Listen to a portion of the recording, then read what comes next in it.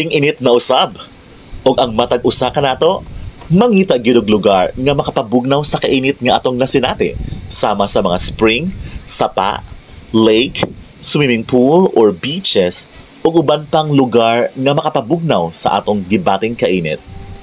Ug karon, dadon ta mo sa usa ka bag-ong nisikat sa social media nga kaliguanan nga naa mahimutang sa barangay New Kidapawan, Kibawe, 8720 Bukidnon in Mindanao, Philippines. Having been called as the land of promise, Mindanao is rich in biodiversity and natural resources. Its soil is fertile and it barely experiences typhoons. That is why Mindanao has limitless potential in agriculture. Kung wala pa mo kari sa Mindanao, tara! Let's go to Mindanao ug atong sutaon ang bag-o nga nadiskubre nga kaliguanan diri sa Kibawe, Bukidnon, ang Miabo Cave and Refreshment Pool. Tara! Nagikan kami sa Quezon, Bukidnon ug mao ni ang highway nga among giagian paingon sa Campo Uno sa May Maramag.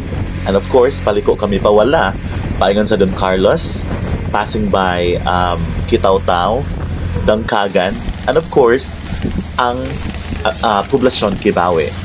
And from the iskina sa highway, pasulod sa Barangay Gutapol, mauna kini ang bago nga challenge. Daghan ang nangutanan ako sa akong post before about Miabo Cave and Refreshment Pool. And this is the answer. So, gikan sa highway, rough road na guys. So, imagine, duha ka barangay atong agian.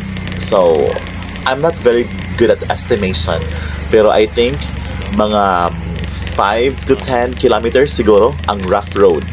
Rough road good guys. And of course, paingon nga to sa cave, Dulhugon. Medyo layo-layo yun siya guys. Dulhugon. And of course, expect ang pabalik ka, Tangason. And then Moni ang musugat ni mga talan-awan guys, going to the Miabo Cave. And usa ka challenge, pagsayo mo. Kaya ang parking is also one of the problems here. This is just an honest review ha. Ako lang ipakita sa inyo ha, ako na experience. Ang tinuod anay yun yung experience na ako diri guys. Kay bago mo na siya nga nisikat sa social media diri sa Mindanao, sa Bukidnon in particular. And yes, kung naapa mo ika-parkingan sa ubos-ubos, duol-duol sa entrance, good. Pero kung late na mo naabot, sama na mo guys, mag-park yun mo nga to sa babaw. So, igpauli ninyo, mag-backlay mo nga to pa babaw. And sa atong makita, covered ang kaliguanan, daghan nga mga small pools guys atong makita, covered sila og net para masa ang mga dahon nga mga tagak dili modritso ngadto sa tubig. That's nice. And brato na kayo guys for mga bata and seniors and PWDs, tag-G's ra ang entrance. And for 16 years old pataas, 15 pesos ang entrance. Brato na kayo. And you can bring your food, yung mga balon, wala ra siya bayad. Wala corkage guys. And well, nasa yung mga snacks o mga namaligya dito, pero wala yung mga ang ilang mga kuan nga to guys. Yes, saging, mga pabugnaw ra o mga chips. Better pagdala na lang gid mong balon guys, kay wa mo yung makaon dito. Puro sa mga junk foods inyong mapalit dito.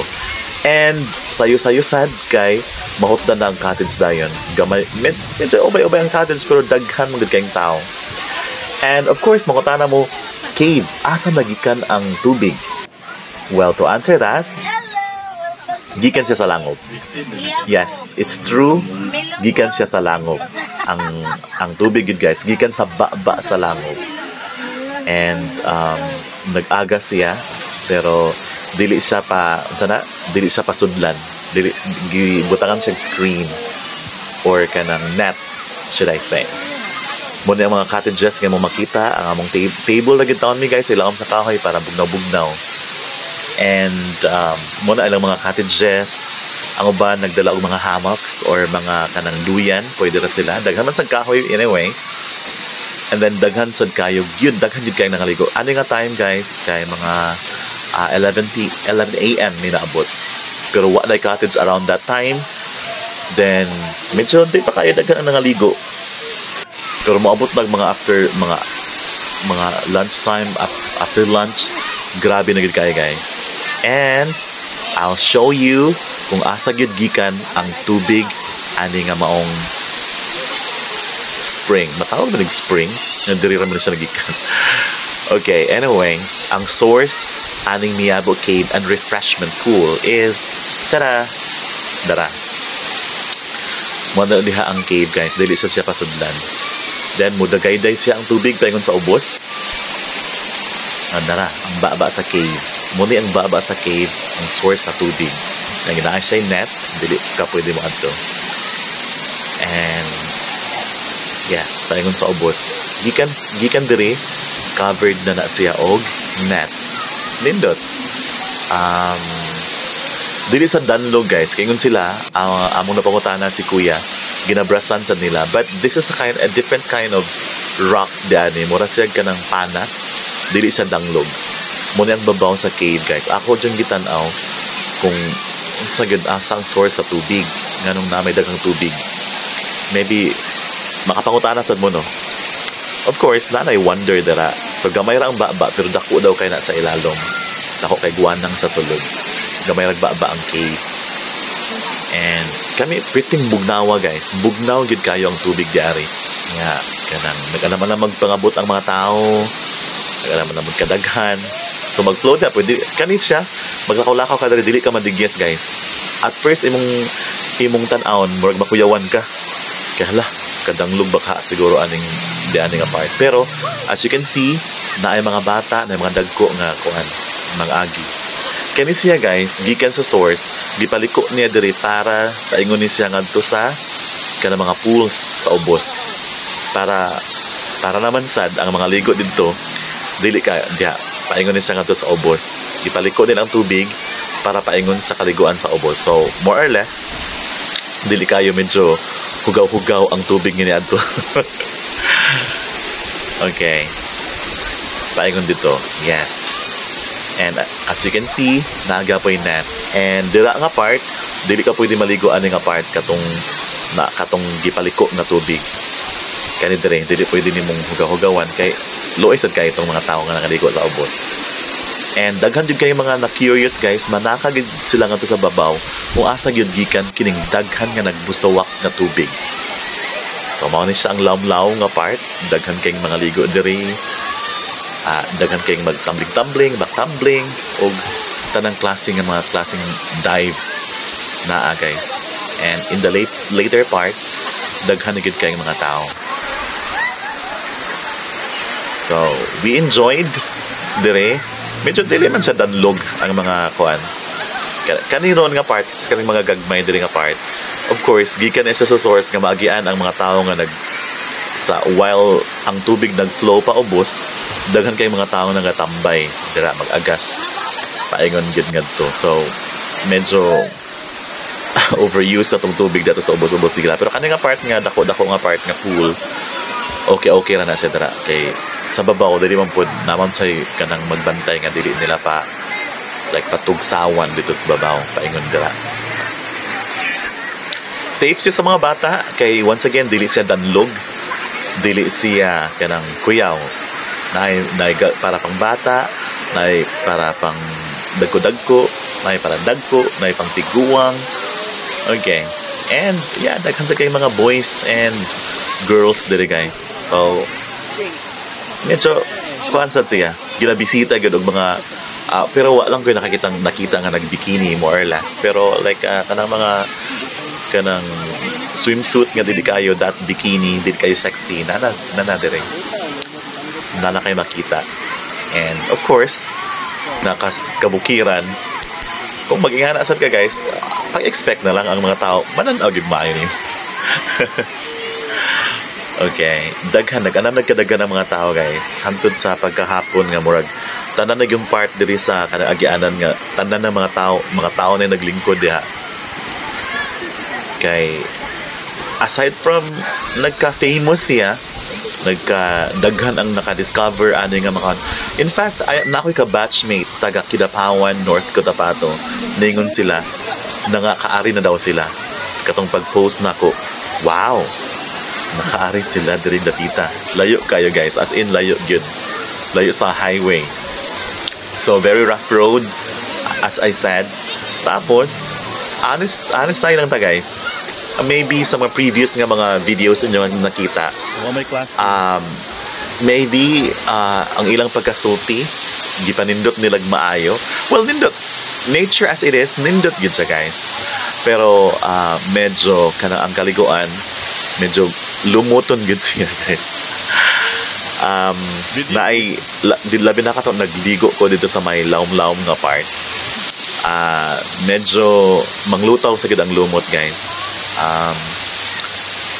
I don't know kung unsaon na siya. Siguro brasan dapat ang pool, ang mga kilid kay naaman dito makita gid mo ang mga lumot guys.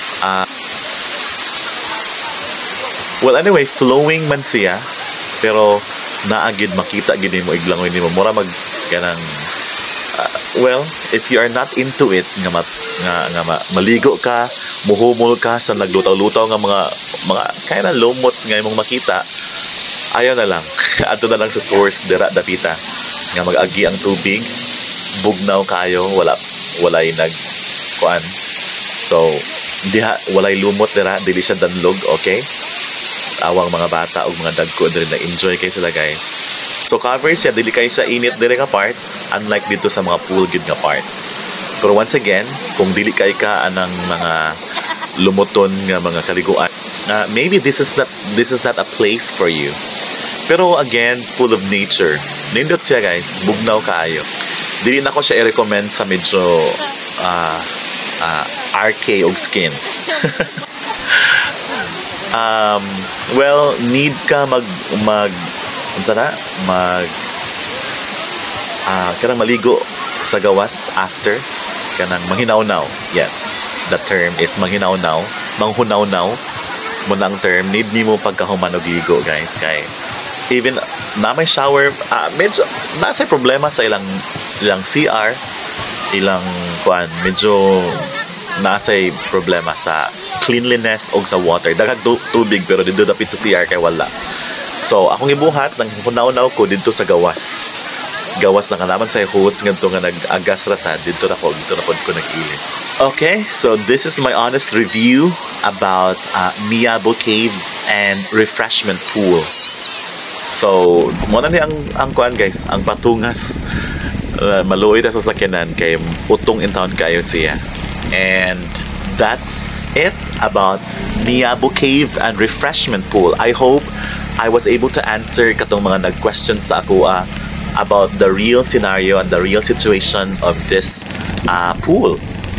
Og mo na inyong magian ay dako nga kanang pinyahan, kalubihan, pero rough road gyud siya guys, and abog. Okay, imagine karon nga panahon why one for a long time abogon gyud guys siya. Nya pagkato na mag-scripan pa gyud. And back to the highway. Pauli na mi sa Quezon, Bukidnon. And from there, miagi pa mi og lake sa may Don Carlos, ang Lake Pinamaloy. Thank you so much for watching. I hope I was able to give you an honest review of this Miabo Cave and Refreshment Pool. You can yes, ma-search na siya online and nasa like Facebook page. Alright, that is all about Miabo Cave and Refreshment Pool. And see you in my next videos all about my trip in Bukidnon, Mindanao, Philippines. Have a good day. Stay safe, everybody. Thank you so much, mga bandang suki. Till next time.